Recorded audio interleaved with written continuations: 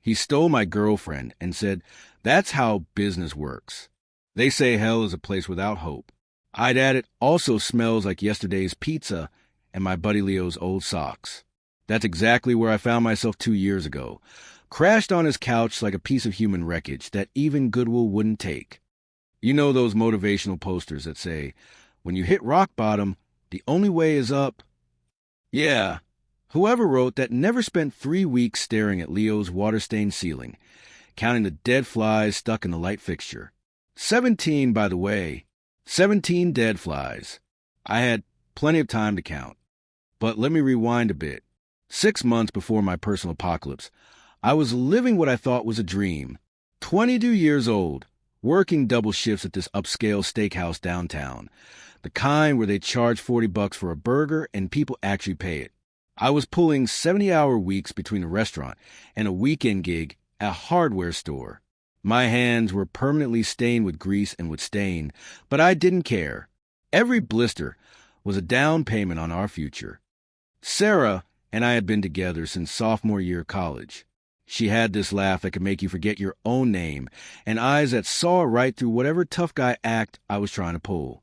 We'd spend Sunday mornings at garage sales, picking out furniture for the house we were going to buy. Not some mansion, just a simple 2-bedroom with a yard big enough for a grill and maybe a dog. The American dream, right? Version 2.0, downsized for our generation, but still worth chasing. My boss, Mark, was everything I wanted to be at 30. Owned 3 restaurants, drove a Tesla before everyone and their grandmother had one, and had this way of making you feel like you were part of something bigger than just slinging steaks. He took me under his wing, or at least that's what I thought he was doing. Taught me about wine pairings, how to read people, the art of the upsell. He'd say things like, "Success isn't about working harder, Tom. It's about working smarter. You got to see the angles other people miss." I ate it up like it was gospel. Here was a successful guy, treated me like a protege instead of just another replaceable kid bussing tables. He'd invite Sara and me to his house for barbecues, these casual affairs where he'd hold court on his massive deck, overlooking a pool nobody ever swam in. It was like being given a preview of our future life. There's this one memory that's burned into my brain like a brand.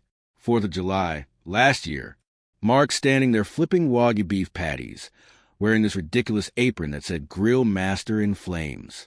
The sun setting behind him, painting everything gold. Sarah's laughing at something his wife said, and Mark looks at me, gestures at the whole scene with his spatula, and goes, "This right here, Tom, this is what matters. Family, friends, good food. Money can't buy this." I actually believed him. That's the part that kills me. I stood there nodding like one of those dashboard bobbleheads, thinking how lucky I was to have a mentor who understood what really mattered in life. The irony is so thick now I could cut it with one of those overpriced steak knives from a restaurant. The beginning of the end came on a Tuesday. Isn't it always a Tuesday? Never a dramatic Friday night or a lazy Sunday. Just a regular Tuesday in October. The kind where the air starts getting that bite to it and you realize summer's really gone. I was working the dinner rush, running between the kitchen and dining room like my shoes were on fire. That's when I saw them. Sara and Mark, huddled in the corner booth that we usually reserve for VIPs. She was supposed to be at her sister's place, helping with wedding preparations. Instead, she was leaning across the table, her hand almost touching his, speaking in this intense whisper that made my stomach drop to the floor. When she saw me looking, she pulled back so fast she knocked over a water glass. Mark just smiled and waved me over, cool as January, asking about the special like nothing was happening. Sara mumbled something about surprising me at work, grabbed her purse, and practically ran out. The look she gave me wasn't guilt. Exactly. It was more like disappointment, like I'd interrupted something important. 30 minutes later, Mark told me he had to leave early. Family emergency, he said. I watched him go, my brain doing that thing where it tries to protect you from the truth by making up reasonable explanations. They're planning a surprise party. They're discussing a promotion for me. Anything but the obvious. The universe has a sick sense of humor, though. It decided I needed absolute confirmation, delivered in the most humiliating way possible. I was carrying a tray of sizzling fajita plates, my mind still spinning from what I'd seen, when I collided with another server coming around a blind corner. The whole tray went flying. Cast iron skillets hit the ground like bombs, and one caught me right across the forearm. Second-degree burn, they said later, but in that moment, all I felt was the assistant manager telling me to go home, get it treated, come back when I was better. So there I was, arm wrapped in gauze, standing outside my apartment door at 9 p.m. instead of midnight. I could hear music inside. Sara loved those indie playlists, the ones with songs that all sounded the same, but somehow each meant something different to her. I turned my key quietly. Don't know why. Maybe some primitive part of my brain already knew. Mark's shoes were by the door. Those stupid Italian leather loafers he was always bragging about. $3,000 for shoes. That detail stuck in my mind like a splinter. $3,000 could have been 2 months of our mortgage. And he spent on shoes he couldn't even be bothered to hide when he was in my apartment, in my bed with my girl. The next part's a blur. I remember standing in my own doorway like a stranger, Sara crying, but not the way you'd expect. She was crying like she was angry at me for coming home. Mark wasn't even fazed. He put on his pants with the casual efficiency of a man getting dressed after a gym shower. No shame, no panic, just mild inconvenience.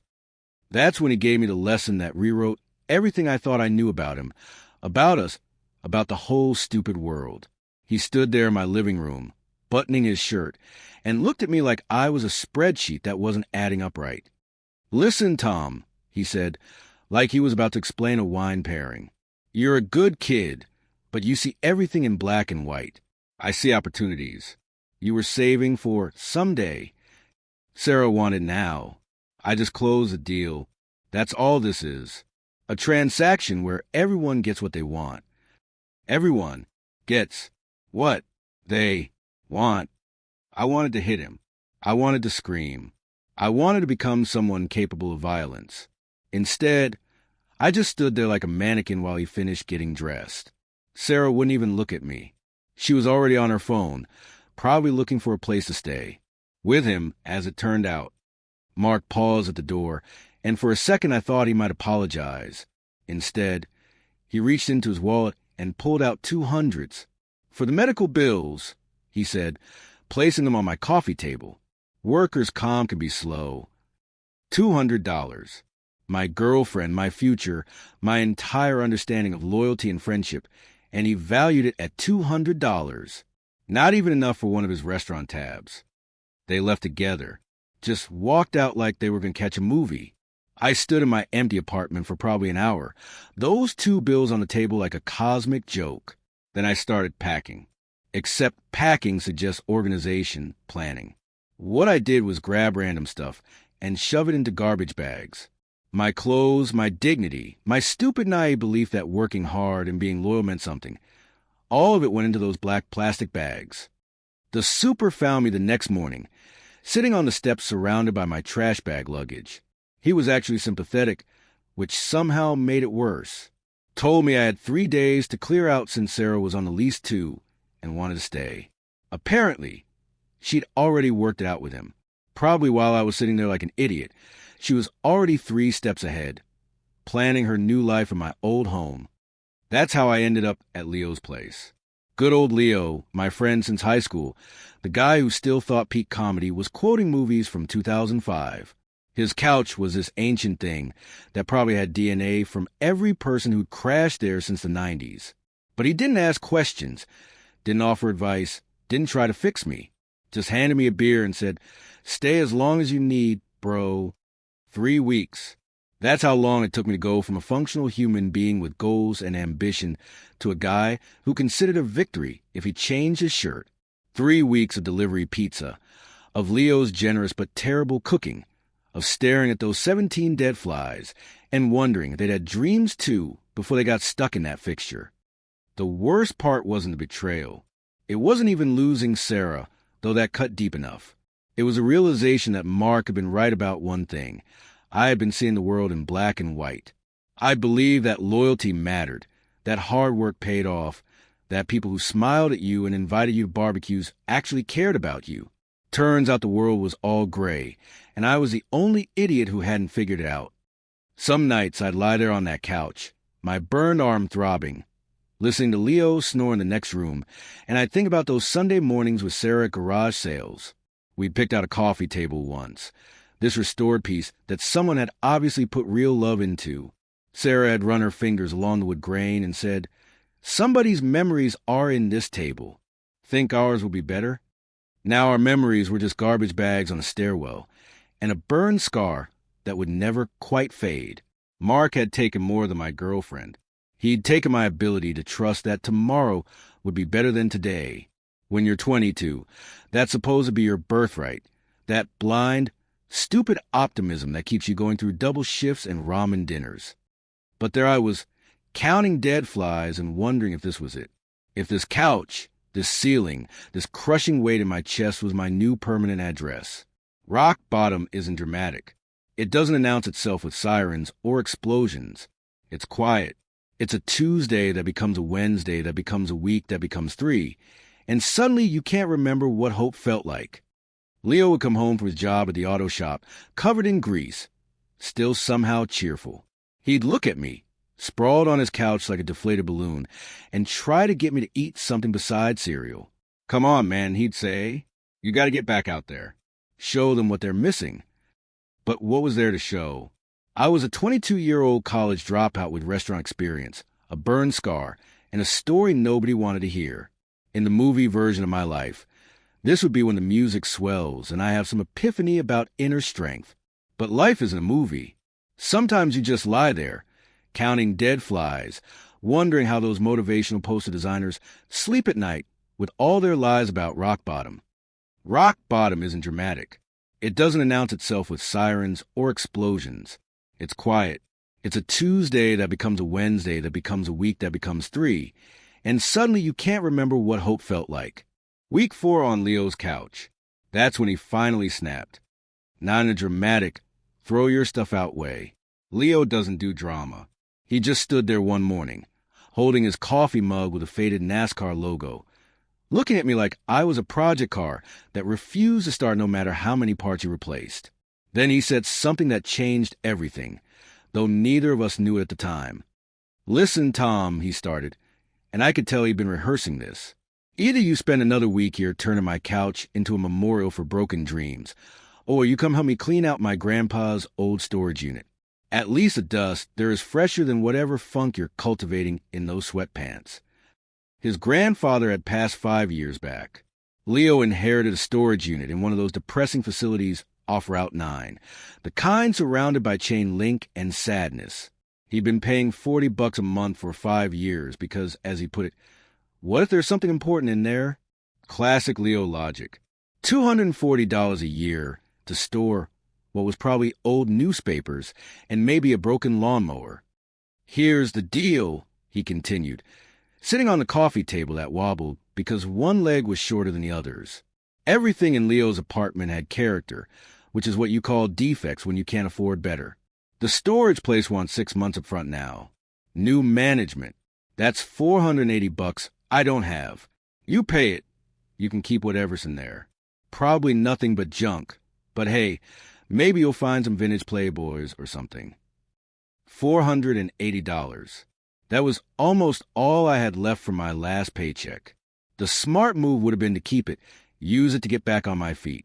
But smart moves hadn't exactly been working out for me lately. Plus, the alternative was another day of Leo ceiling, now up to 19 dead flies. 2 new recruits had joined the fixture brigade. "Fine," I said. The word came out like surrendering. "But if it's just newspapers and rat droppings, you're buying the beer for a month." Leo grinned, the first real smile I'd seen from him in days. "Deal. But if we find treasure, I get 10%. Finder's fee, even though technically you're finding it in my grandpa's stuff." Treasure. Right. The only treasure I expected to find was maybe some old tools I could sell on Craigslist for enough to buy groceries. The storage facility looked like a prison for people's forgotten dreams.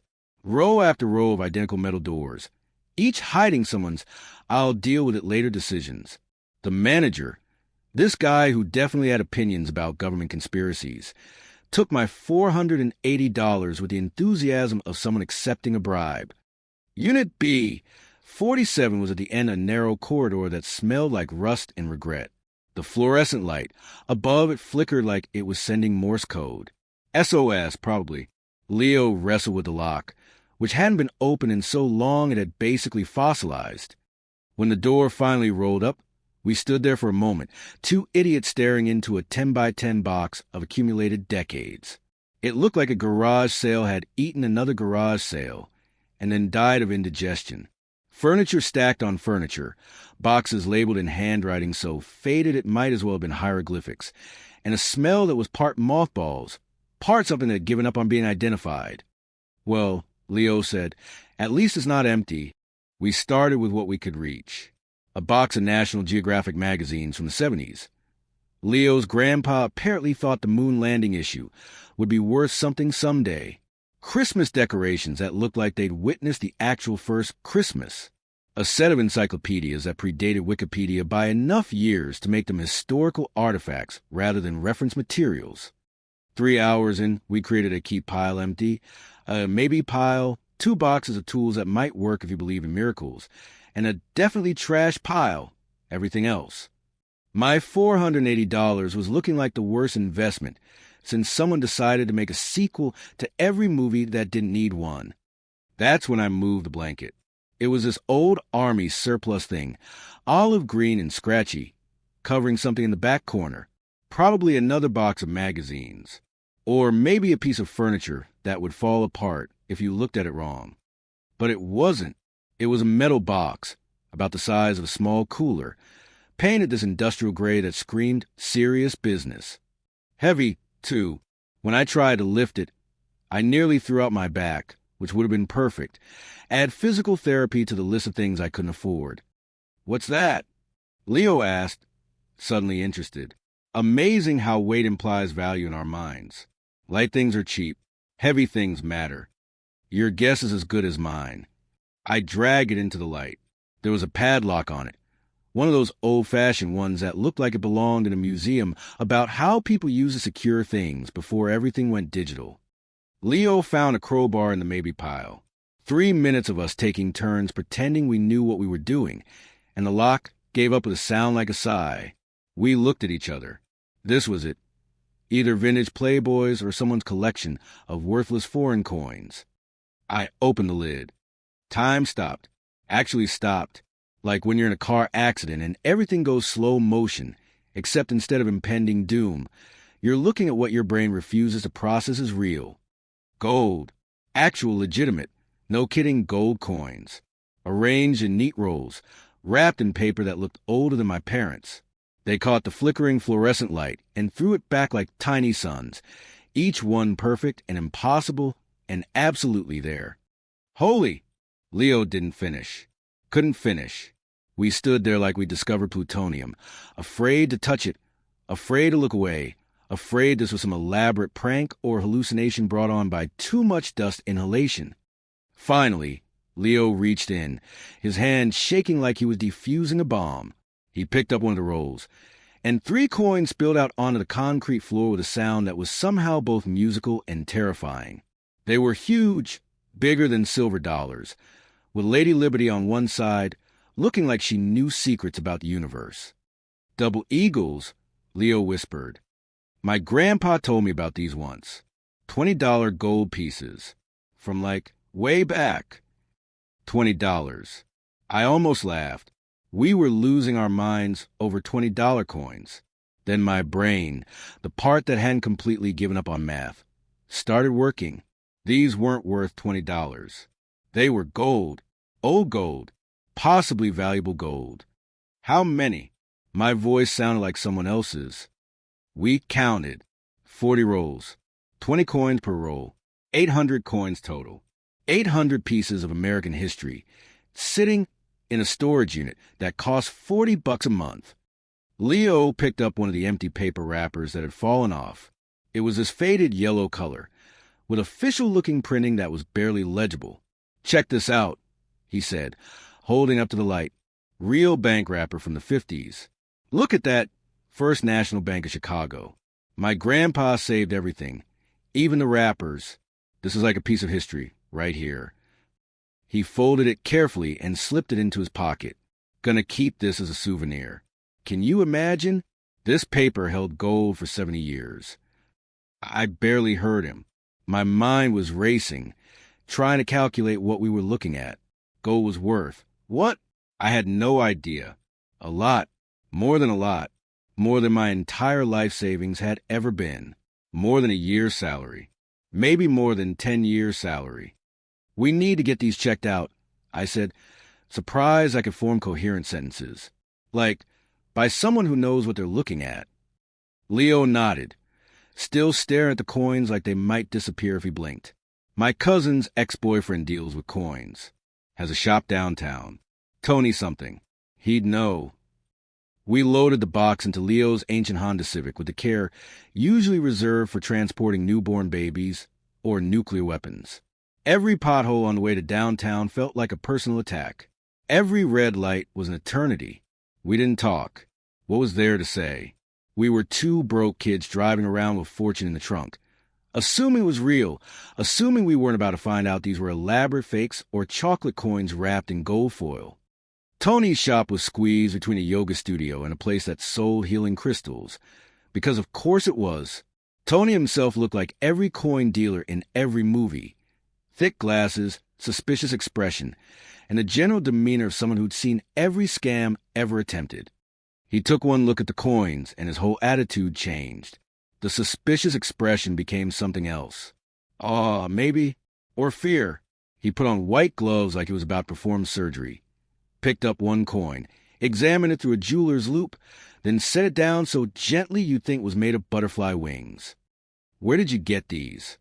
His voice had that careful tone people use when they're trying not to seem too interested in something they're very interested in. Inheritance, Leo said, which was technically true. Tony examined coin after coin, making little noises that could have meant anything. He weighed them, measured them, held them up to different lights. He consulted books that looked older than the coins. He made phone calls to people he called colleagues, but who were probably other dealers trying to figure out if Tony had just hit the mother lode. Finally, after what felt like several lifetimes, he set down his loupe and looked at us. These are genuine. 1907 Saint-Gaudens Double Eagles. High relief. Some of the most beautiful coins America ever minted. So they're worth something? Leo asked, master the understatement. Tony laughed, but it wasn't a happy sound. It was the laugh of someone about to deliver news that would fundamentally alter someone's reality. Current market price for one of these, in this condition, about $3,000. Each. The math happened instantly in my head. 800 coins. $3,000 each. $2.4 million. The room tilted. Leo grabbed my arm, either to steady me or himself. Tony kept talking. Something about rare coins and collectors and auction houses, but I couldn't hear him over the sound of my own heartbeat. $2.4 million. I'd been living on Leo's couch, counting dead flies, wondering if my life was over at 22. And now I was standing in a coin shop downtown, looking at enough money to buy my own restaurant. Hell, enough to buy the building the restaurant was in. We should probably get these authenticated by a major grading service. Tony was saying, I can facilitate that if you'd like. The value could actually be higher. Some of these dates, some of these conditions, you might be looking at 2.5, maybe 2.6 million for collection. $2.5 million. Leo and I looked at each other. He was grinning like an idiot. I probably was too. For the first time in 4 weeks, I felt something other than despair. It wasn't quite hope yet. That would come later. It was more like possibility. Like the universe had decided to balance its books, and I was the beneficiary of some cosmic accounting error in my favor. We need to think about this, I heard myself say, which was probably the first smart thing I'd said in months. Tony gave us his card, promised to keep quiet about what we'd shown him, though we all knew he'd be on the phone the second we left. Word would get out. Word always gets out when this much money is involved. Standing outside the shop, holding a box worth more than most people's houses, I felt dizzy. Not bad dizzy. The kind of dizzy you get when you stand up too fast after being down too long. Tom, Leo said, and his voice was serious now, this changes everything. Everything changed, just not the way we thought it would. The story broke 3 days later. Local man finds fortune in storage unit. The kind of headline that makes everyone check their own forgotten spaces, hoping they too might strike gold. The local news ran it during their feel-good segment, right between a story about a dog that saved a baby and weather that everyone already knew about because they'd been outside. For about 72 hours, I was the luckiest guy in America. Reporters called Leo's apartment. His neighbors suddenly want to be friends. Random people recognized me at the gas station, all with the same look. Half congratulation, half envy. The American dream had randomly selected me from its lottery drum, and everyone wanted to know what that felt like. It felt like standing on a cloud made of cotton candy. Sweet, but you knew it couldn't hold your weight for long. Mark saw the news, of course. You don't become successful by missing information that matters. I imagine him sitting in his office above the restaurant. That leather chair he loved to brag about costing more than most people's monthly rent. Watching my face on his computer screen. Planning. The detective showed up on day 4. Tuesday again. Always Tuesday. They weren't hostile, which somehow made it worse. Professional. Polite. Like they were investigating a fender bender instead of potentially destroying my life. The older one, Detective Morrison, had the kind of mustache that belonged in a 70s cop show. His partner, Detective Chun, took notes in a small pad like this was all routine. Mr. Thompson. Morrison started, and I knew from his tone that this wasn't congratulations visit. We need to ask you about some gold coins that were reported stolen. Stolen. The word hit like ice water in July. They're not stolen, I said, too quickly. They were in a storage unit. Leo's grandfather's unit. We have the paperwork. Chin looked up from his notepad. The coins were reported stolen 3 weeks ago by your former employer, Mark Brennan. 3 weeks ago, when I was still counting ceiling flies, before we'd even found them. The math didn't work, but that didn't matter. Mark had played a card I didn't even know existed. Morrison explained Mark's version, like he was reading a grocery list. According to Mark, he'd brought the coins to the restaurant to complete a private sale with a collector, kept them in the office safe, the night of my accident. Mark claimed I'd overheard him discussing the transaction, staged a burn to leave early, and stolen them while everyone was dealing with the chaos. That's insane, I said, but even I could hear how it sounded. Desperate. Exactly how a guilty person would sound. There's more, Chin added, still writing. A witness has come forward. Ryan Hendricks, a waiter at the restaurant. Says he saw you deliberately put your arm over the hot plate. Says you were acting strange all shift. Kept going near the office. Ryan, the waiter I'd collided with. We'd worked together for a year, shared smoke breaks and complaints about customers. Now he was remembering things that never happened. Money or threats. With Mark, probably both. The detectives took the coins. Evidence, they called it. Leo tried to argue, showed them receipts of the storage unit. Explained about his grandfather. They nodded, took notes, said they'd investigate everything thoroughly. The coins still left in evidence bags. My public defender looked like she'd rather be anywhere else. Her name was Jennifer something, and she had the exhausted look of someone who'd seen too many cases like mine. Poor kid versus rich businessman. No prizes for guessing who usually wins. The problem, she explained, shuffling papers that probably contain my future, is that it's your word against his, and he has a witness. A lying witness. I corrected. She looked at me with something between pity and frustration. Can you prove he's lying? Do you have video? Other witnesses who saw you not stage the accident? I didn't. Because you don't record yourself not committing crimes you didn't know you'd be accused of. What's the worst case? I asked, though I didn't want to know. She adjusted her glasses, a nervous habit I'd noticed. Looked at me like she was measuring a coffin. Grand theft. Class B felony in this state. With the value of the coins, 5 to 10 years. 5 to 10 years. I was 22. I'd be in my 30s when I got out. My 20s, the years when you're supposed to figure everything out, gone. But that's worst case, she added quickly, seeing my face. Maybe we can plead down to... I didn't do it. I know, she said, though she didn't. She was just saying what public defenders say. But sometimes the smart move isn't about what's true. It's about what you can live with. What I could live with. Like this was a choice between coffee or tea, not between my freedom and a lie that would follow me forever. Mark had played it perfectly. His lie was elegant in its simplicity. He'd turned my actual trauma, the burn, the betrayal, into evidence against me. The real theft, what he'd done with Sara, transformed into motivation for a crime I didn't commit. One lie built on truth is worth a dozen pure fabrications. The local news covered this development too, but differently.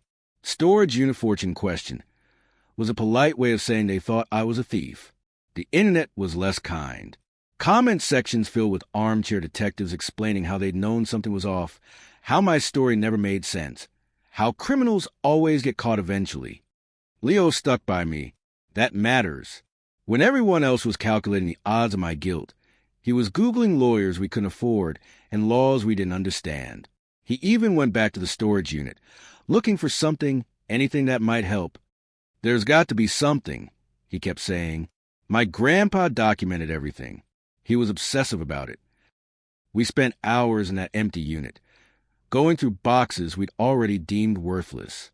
Old receipts for appliances that probably didn't exist anymore. Tax return from decades past.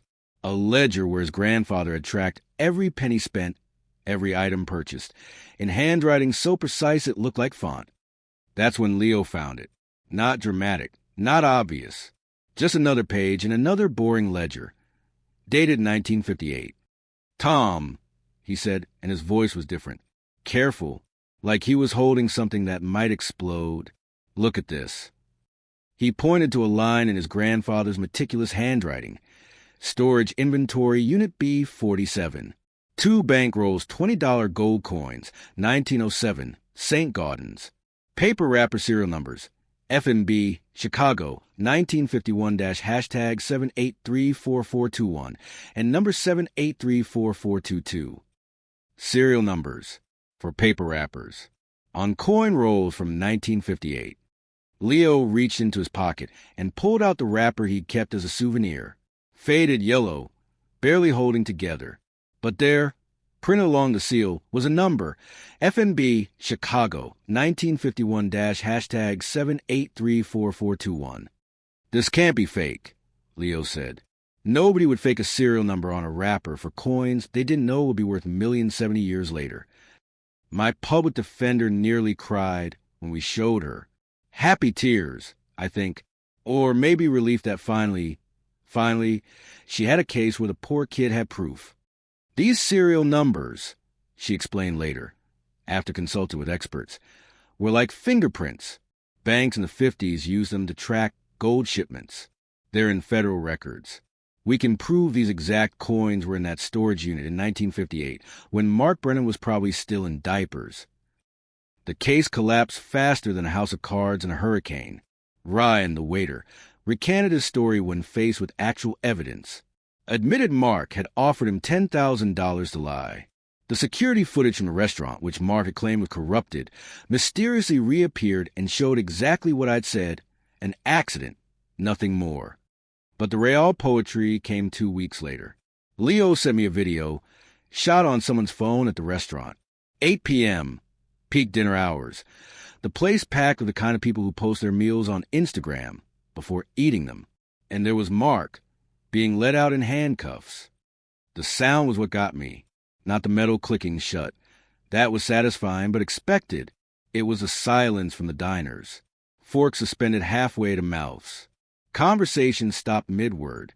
The empire Mark had built on appearances crumbling in real time. He was charged with filing a false police report, witness tampering, attempted grand theft by fraud. His lawyer, much better than mine had been, got him a deal. No jail time, just probation and fines. But the restaurant was done. You can't run a reputation business when your reputation is destroyed.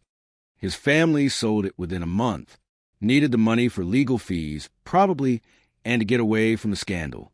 They sold it cheap, too, desperate to unload it. I bought it with the money from selling just 50 of the coins. The irony was so thick you could serve it as dessert. The first thing I did was hire Ryan back, not out of forgiveness, but because he'd been just another person Mark had corrupted with the promise of easy money. The second thing I did was raise everyone's wages. The third was to add a new dessert to the menu. Sweet Revenge. It's a chocolate lava cake with gold leaf on top. Completely over the top, unnecessarily expensive, absolutely perfect. It's become our signature dish. People order it just for the name, then Instagram it with captions about karma. Sara tried to come back. Showed up one evening when we were closing, looking like she'd practiced her speech in the mirror. I let her say her piece, something about mistakes and growing as people and second chances. Then I had security escort her out. Some bridges, once burned, leave scars that remind you not to rebuild them. Mark's table, that corner booth where he'd held court like a king, is now where we seat couples on first dates. Young kids saving up for something special. I like to think of it as karmic recycling. But the real monument to this whole insane story sits in my office. In a simple wooden frame, like something you buy at Target for $10, hangs that faded yellow bank wrapper.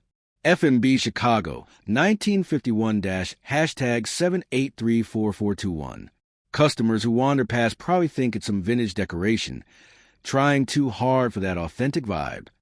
They don't know it's the paper that saved my life. The thing Leo kept as a random souvenir, thinking it was just a piece of history. Turns out he was right.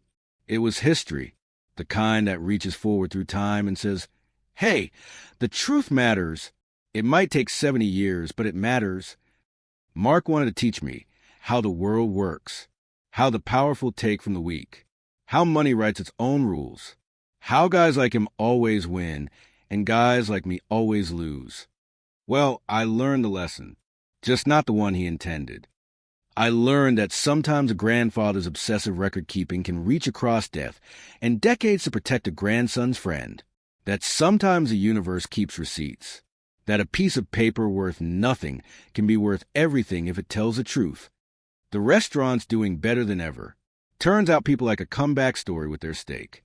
We're booked solid most nights, and I make sure to walk to the dining room, to be seen, to remind everyone that the American dream isn't always about starting from privilege. Sometimes it's about starting from Leo's couch, counting dead flies, then finding gold in the last place anyone would look. Mark? I heard he moved to Florida, sells insurance or something, lives in a regular apartment, drives a regular car, leads a regular life. The kind of life he thought was beneath him, the kind of life that, honestly, is probably still better than he deserves. Every morning, I come in early before the staff arrives. I make myself a coffee in the kitchen where I used to burn myself trying to keep up with orders. I sit in my office, looking at that framed wrapper, and think about circles, how life is full of them, how what goes around comes around, even if it takes a storage unit full of gold to complete the circuit. Value isn't in those who take what they want. I tell my staff during training, it's in those who create what lasts. It's a good line. Mark would have loved it back when he thought he was teaching me about success. The difference is when I say it, I actually mean it. And that paper wrapper on my wall, that little piece of nothing that became everything, proves it every single day.